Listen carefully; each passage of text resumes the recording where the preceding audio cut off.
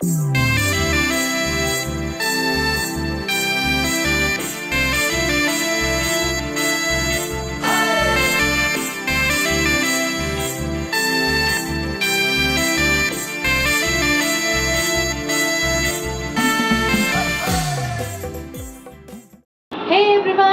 Back to my channel Ritwika Boxi blogs. So তোমরা thumbnail থেকে বুঝেই গেছো যে কোথায় যাচ্ছি। আমরা দার্জিলিং যাচ্ছি ফ্যামিলি ট্যুরে। এখন আছে আপাতত আমার দিদির বাড়িতে হাওড়াতে। তো আমাদের গাড়ি আছে, ট্রেন আছে, শিয়ালদা থেকে ট্রেন আছে পদাতিক 11টা 20-তে। তো আমরা বেরিয়ে যাব শিয়ালদার জন্য, একদম রেডি হয়ে গেছি। তোমরা যারা আমার মিনি ব্লগস ফলো করো তারা তো অবশ্যই জানবে, আমি মিনি ব্লগসে জানিয়েছিলাম যে আমরা পাহাড়ে ঘুরতে যাচ্ছি। আর যারা আমার চ্যানেলটাকে এত পরিমাণ ভালোবাসা দিচ্ছ তাদের থ্যাংক ইউ সো মাচ। এখন যারা সাবস্ক্রাইব করোনি তারা চটপট সাবস্ক্রাইব করে ফেলো, আর আমাকে পার্সোনালি ইনস্টাগ্রাম আর ফেসবুকে ফলো করতে ভুলো না। তো চলো আজকের ব্লগটা শুরু করা যাক, আজকের ট্রিপটা শুরু করা যাক। এরপরে যা কিছু হবে তোমাদেরকে সব দেখাবো। তো চলো, আমাদের গাড়ি চলে এসছে শিয়ালদা যাওয়ার জন্য। ওই কারণে সবাই আস্তে আস্তে করে নামতে, আমি অলরেডি নেমে গেছি ব্যাগপত্র নিয়ে আমার নিজের। তো চলো, সফর শুরু হো রা হ্যায় গাইস।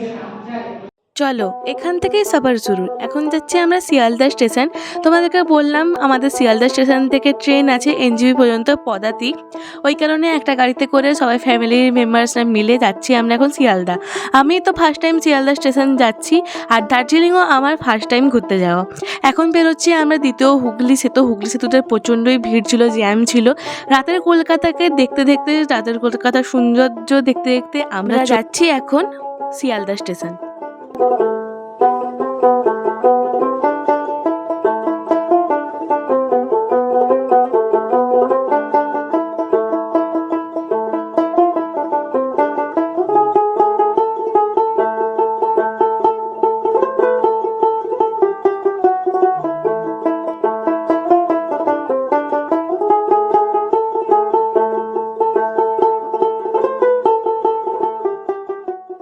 আমরা খুবই তাড়াতাড়ি শিয়ালদা স্টেশন পৌঁছে গেছিলাম, প্রায় 1 ঘন্টা মতো আগে। ওই কারণে আমরা ট্রাভেল এক্সিকিউটিভ লঞ্চে ওয়েটিং রুমে ওয়েট করছিলাম। এখানে মাথা পিছু 56 টাকা দিতে হয়, যেখানে তুমি 1 ঘন্টা মতো বসতে পারো। এই 1 ঘন্টা পেরিয়ে গেলে আবার তোমাকে 56 টাকা দিয়ে সেখানে বসতে হবে। আর আমাদের 3 টায়ার এসিতে টিকিট কাটা ছিল পদাতিকে, যেখানে আমাদের সবই আপার বার্থ ছিল, কোনো লোয়ার বার্থ ছিল না। বলতে বলো খুবই কষ্টে আমরা টিকিট পেয়েছি। আমরা সরিয়ে পড়েছি এখন। পদাতিক ট্রেনটা আমাদের আছে তো 11টা 20-তেই পুরো একদম ডাইরেক্ট টাইমে ছেড়ে দিল।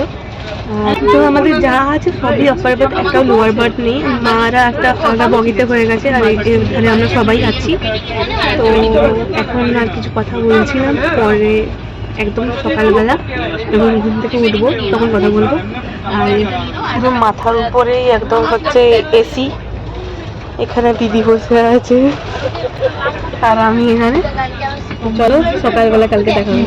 Good night guys. Good morning everyone. So এখন বাজে 8টা মতো। রাত্রেবেলা 3টার সময় ঘুমিয়ে সকালবেলা 8টার সময় তাড়াতাড়ি ঘুম থেকে উঠে পড়েছি। আমাদের ট্রেন দেখাচ্ছে এনজিপিতে ঢুকবে 9টা 20-তে। তো তাই জন্য ফটফট করে একদম ফ্রেশ হয়ে নিয়ে ব্রাশ করে নিলাম। আর রাতের বেলা ট্রেনেতে জার্নি করবো আর ট্রেনে খিদে পাবে না, এটা তো হতেই পারে না। বর্ধমান যখন আসে তখনই খিদে পাচ্ছিলো, কিন্তু খিদেকে চেপে রেখে দিয়েছি। যাই হোক, তো চলো আমরা এখন এনজিপিতে নেমেও গেছি। তো এখন আমরা এনজিপিতে বসে আছি। এরপর এখান থেকে খেয়ে দিয়ে তারপর বেরিয়ে যাব দার্জিলিংয়ের জন্য। সবাই সাথে থেকো এই সফরে।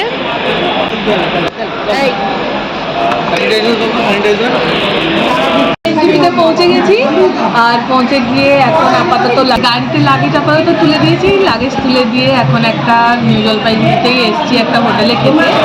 তো ঢুকতে ঢুকতে আমাদের বিকেল হয়ে যাবে, তো কারণ কার্শিয়াং হয়ে আমরা দার্জিলিং ঢুকবো।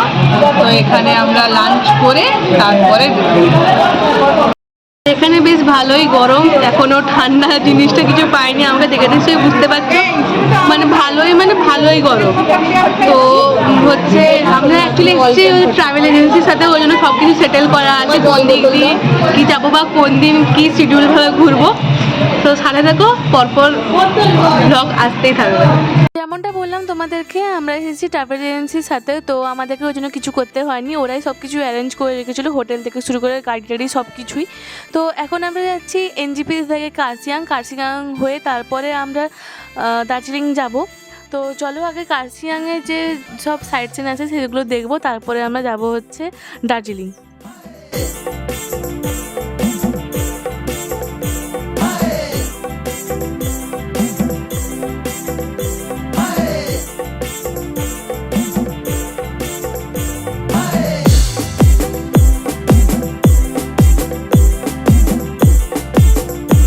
এখন কার্শিয়াং ভিউ পয়েন্টে এত সুন্দর হচ্ছে ভিউ, এখান থেকে উপর থেকে নিচে সব পাহাড়গুলো দেখা যাচ্ছিলো, একদম চারিদিকে সবুজ, আকাশে একদম মেঘে ভর্তি। আর এখানকার ওয়েদারটা সত্যিই আমরা ফিল করতে পারছিলাম।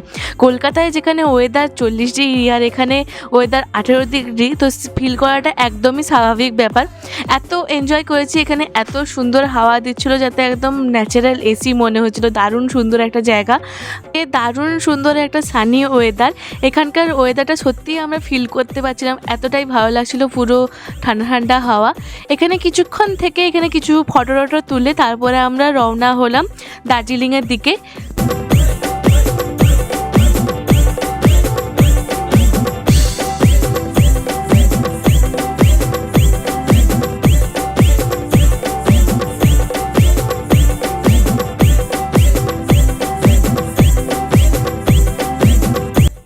আমরা এখানে এখন একটু ব্রেক নিতে দাঁড়িয়েছি।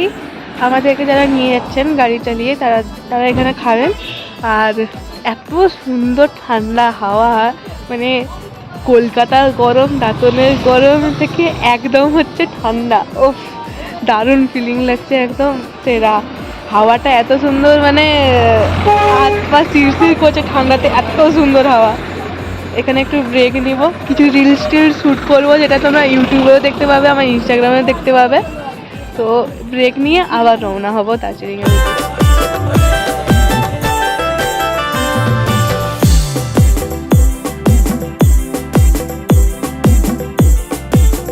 আমরা দার্জিলিং ঢুকে গেছি, আর আমাদের সাইডে যে স্টেশনটা দেখতে পাচ্ছ ওটা দার্জিলিংয়ের ঘুম স্টেশন। এত সুন্দর একটা দার্জিলিংয়ে ঢুকতে না ঢুকতেই ওয়েদার পেলাম, যেটা খুবই ভালো লাগছিল, একদম ঠান্ডা ঠান্ডা। আমাদের যে ড্রাইভার ছিলেন তাকে জিজ্ঞেস করতে তিনিও বললেন হ্যাঁ দার্জিলিংয়ে ঠান্ডা আছে। সঙ্গে দেখা মিললো টয় ট্রেনেরও, যেটা ধোঁয়া ছেড়ে বেরিয়ে যাচ্ছিলো। টয় ট্রেনকে দেখে ছোটোবেলার থমাসের কথা মনে পড়ে গেল। এই কার্টুনটা তো সবাই দেখে থাকবেই, আমার খুব ফেভারিট ছিল থমাস। আর এত সুন্দর একটা ওয়েদার, পুরো চারদিকে একদম মেঘে সাদা হয়ে ঢাকা ছিল। গল্পেতে শুনেছি দার্জিলিংয়ে যেসব ঘরবাড়ি আছে জানলা দিয়ে নাকি মেঘ ঢুকে যায়, অ্যাকচুয়ালি সেটাই আজকে চোখে দেখছিলাম।